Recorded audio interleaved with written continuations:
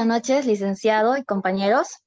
En esta tarde nos encontramos realizando una entrevista sobre el tema de los derechos humanos a un especializado en el tema, quien es César Manuel Romero Botín, egresado de la Universidad Católica Sede Sapientes, que lleva más de 3 años laborando en el ámbito judicial.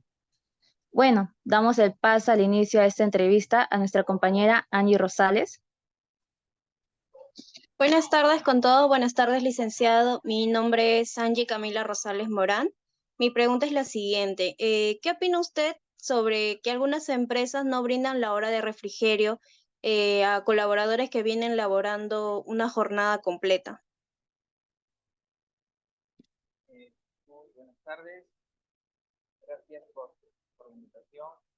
Eh, la pregunta va dirigida directamente a la jornada, se refiere a las 4 horas o la jornada de las 8 horas también, La jornada laboral de 8 horas. de las 8 horas.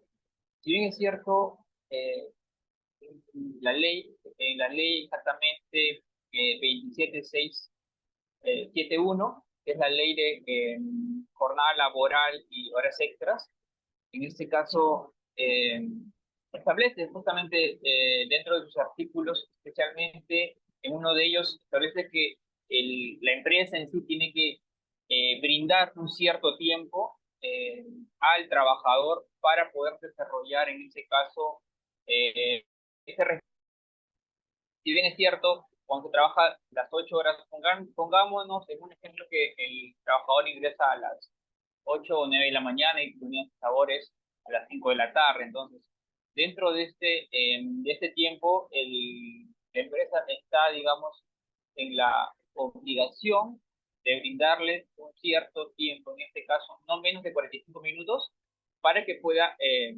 tener ese tiempo de refrigerio. Hay que tener en cuenta que este tiempo de refrigerio eh, brinda especialmente al trabajador y esto quita en que la empresa puede intervenir dentro de este lapso de los 45 minutos como mínimo, dado que si digamos la empresa, ¿no? En ese caso interviene, ¿no? O en ese caso el empleador la empresa digamos, le da un trabajo, ¿no? Para que pueda desarrollar dentro de estos 45 minutos, estaría vulnerando este derecho prácticamente al refrigerio que está estipulado dentro de esta ley ya mencionado. Entonces, como bien les mencionaba, la empresa tiene la obligación de no interrumpir estos 45 minutos el lapso como mínimo para el trabajador. Exactamente en el artículo 7, ¿no?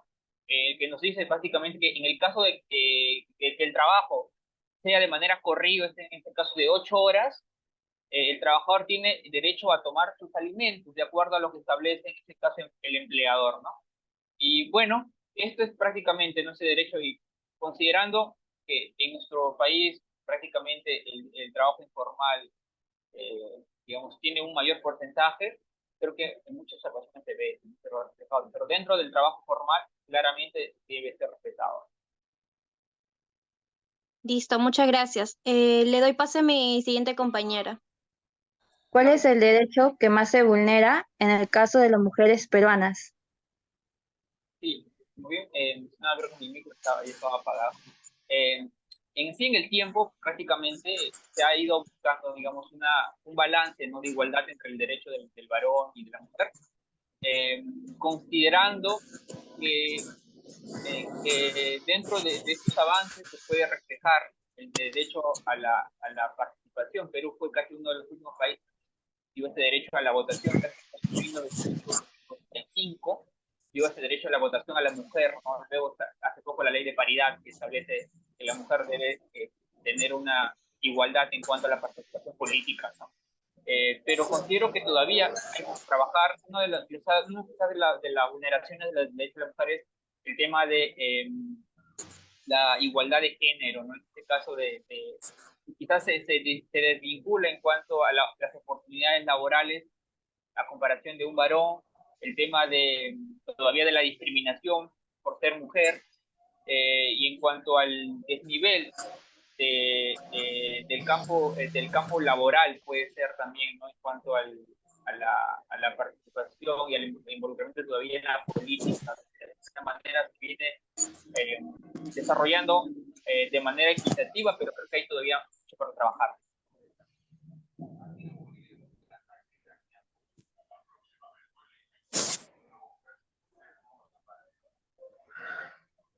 Bueno, muchísimas gracias por responder la pregunta. Le doy el paso a mi compañero Alexander.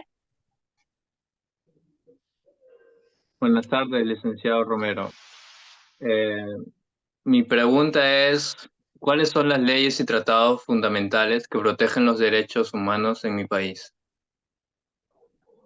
Como pilar, se podría decir, como pilar fundamental, bueno, las leyes en sí normativamente se divide en forma de una pirámide, ¿no? Es decir, en la cúspide está la Constitución política junto con los tratados internacionales.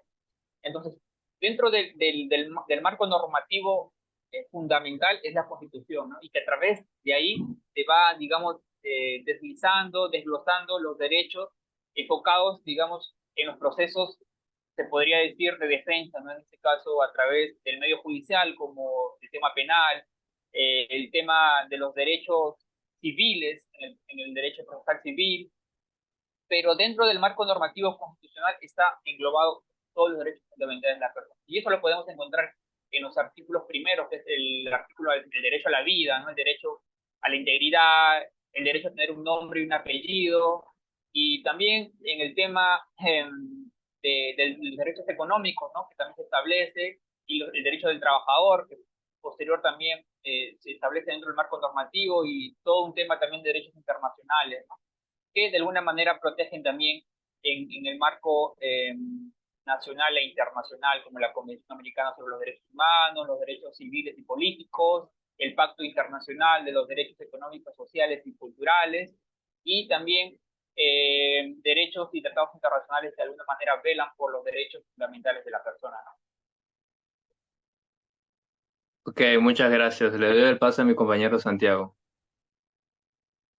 ¿Qué tal? Buenas tardes, licenciado César Romero. Bueno, mi pregunta es, ¿cómo puedo hacer valer mis derechos humanos en caso de que sean violados? Primeramente, hay que de alguna manera identificar cuál ha sido, digamos, este derecho vulnerado, ¿no? Porque ciertamente cuando se toma, eh, se toman medidas, eh, en este caso directamente los derechos humanos o derechos fundamentales, se incurre directamente al tema penal o civil, ¿no? Por ejemplo, o en tema administrativo, ¿no? Si en caso se vulnera algún derecho del administrado, ¿no? Se recurre directamente al derecho administrativo, pero en caso si hablamos sobre el tema de derecho a la familia, el tema de la omisión de pensiones alimenticias, que también es un derecho fundamental, que en este caso el menor puede recibir, en este caso, este tema de las pensiones de alimentos, ¿no? Ahí, por ejemplo, recurrimos al tema civil. Pero si hablamos sobre delitos, sobre cuestiones que, que transgreden prácticamente las normativas judiciales, enfocamos directamente un tema penal, ¿no? Hablar del tema de los derechos abarca distintamente varios procesos, ¿no? Si hablamos, como les mencionaba, el tema civil, tema más civil, tema penal, directamente referido al tema de denunciar, ¿no? A través de la Defensoría del Pueblo, a través del Ministerio Público, y es un tema administrativo ya con el ente competente de la administración pública, ¿no? Ok, muchas gracias. Le doy el pase a mi compañera Jessica. Buenas noches, licenciado. Mi pregunta sería la número 5. ¿Cuál es el proceso legal para presentar una denuncia por violación a nuestros derechos humanos? Claro. Primero, como mencionaba, para abrir, digamos, un proceso legal, hay que considerar que se ha transgredido, se ha delinquido, se ha cometido, digamos, directamente un delito, ¿no? Porque hablamos de un tema eh, legal en sí o tal legal. En este caso, por violaciones de derechos humanos, podríamos hablar sobre violencia, ¿no? Violencia directamente a la persona, violencia física, psicológica, mental, Y esta violencia va a depender también de la situación, ¿no? Por ejemplo, cuando hablamos de delitos, hablamos sobre violencia, por ejemplo, psicológica o física, ¿no? Física. Por ejemplo, la física, el proceso va a depender del tiempo de recuperación de la persona. Nos hablamos de un tema de una violencia leve, que es una recuperación de 10 a 15 días, digamos, un proceso más especial, ¿no? Si hablábamos un tema de una violencia más, eh, digamos, más profunda en cuanto a la agresión, y esto se ve de acuerdo al porcentaje y al tema también del análisis que puedan desarrollarse de acuerdo al tiempo de recuperación, ¿no? Pero prácticamente, primero, como les mencionaba, es el tema de identificar el delito, si es una violencia, si es derecho, si es violencia física, psicológica, ir ante las autoridades competentes, en este caso denunciar ante el Ministerio Público para que puedan abrir una investigación, pueden abrir un proceso. Eso involucra investigaciones, audiencias judiciales y otras medidas legales, ¿no? Dependiendo específicamente al delito, en este caso a la violencia que se puede entender, ¿no? Va a depender ciertamente del caso en sí para poder desglosar directamente todo el tema específico del proceso. Muchas gracias. Le doy paso a mi compañero Carlos. Buenas tardes, licenciado. Mi pregunta es la siguiente. ¿Qué recursos legales y organismos están disponibles para buscar justicia en casos de violación de derechos humanos? Ya. Primero, los recursos legales digamos a las instancias que nos podemos basar para poder hacer respetar nuestros derechos y buscar justicia. Primero es eh, el Ministerio Público, ¿no? Que es encargado de investigar prácticamente y perseguir los delitos, incluyendo, claro, aquellos que involucran violaciones de derechos humanos, delitos, homicidios, transgresiones de manera directa a la del derecho fundamental de la persona. También tenemos a una institución que prácticamente defiende, por siempre lo hemos escuchado, que es la Defensoría del Pueblo, ¿no? Si bien es cierto, no es un ente en la cual ciertamente eh, recibe digamos, o abre una investigación, sino más que es un ente defensora, como es la Defensoría del Pueblo, que prácticamente defiende los derechos de la persona, y también recibe denuncias, pero brinda sobre todo asesoramiento, ¿no? Para poder de alguna manera hacer de manera más fácil el proceso a las personas que de alguna manera denuncian casos de Ministerio Público. También tenemos a nivel internacional, tenemos la Convención Interamericana de Derechos Humanos, entes que de alguna manera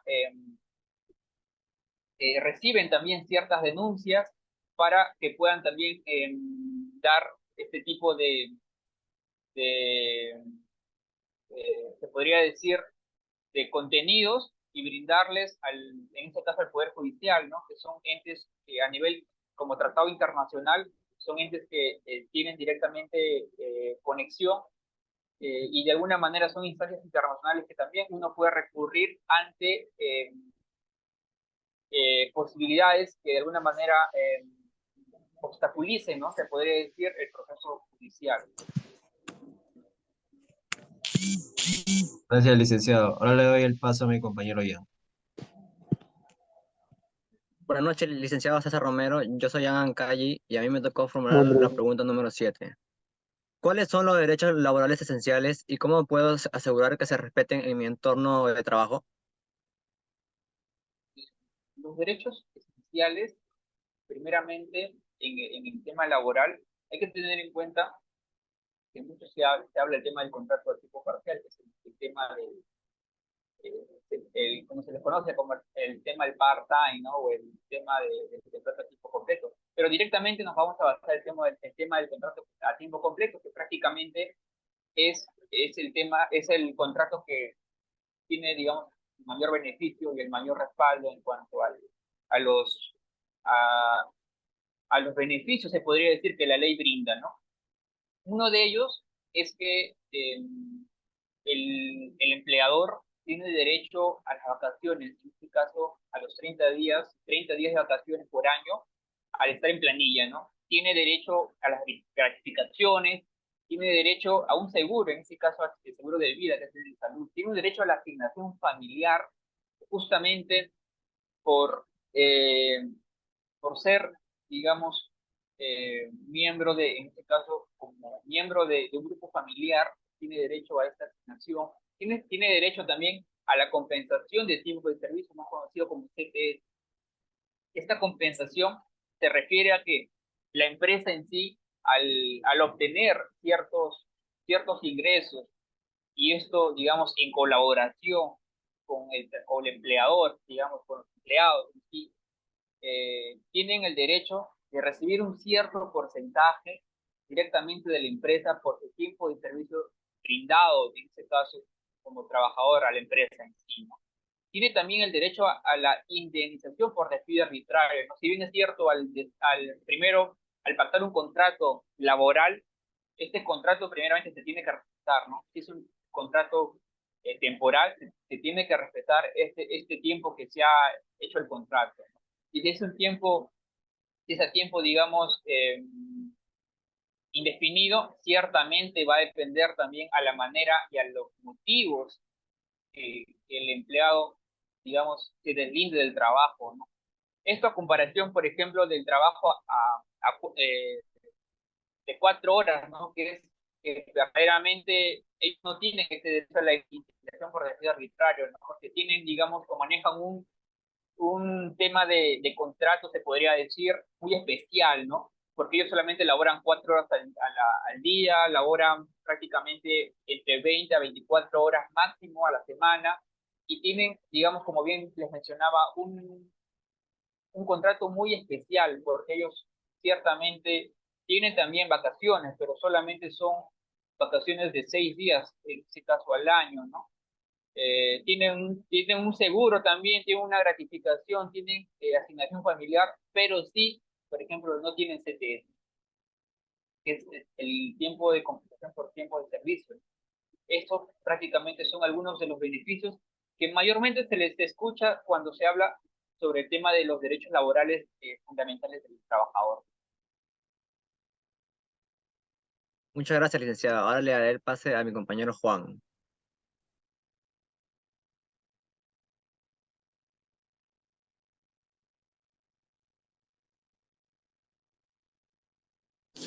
Ok, ya estoy acá.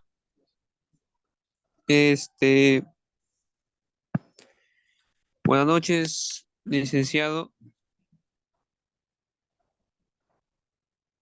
Mi pregunta es,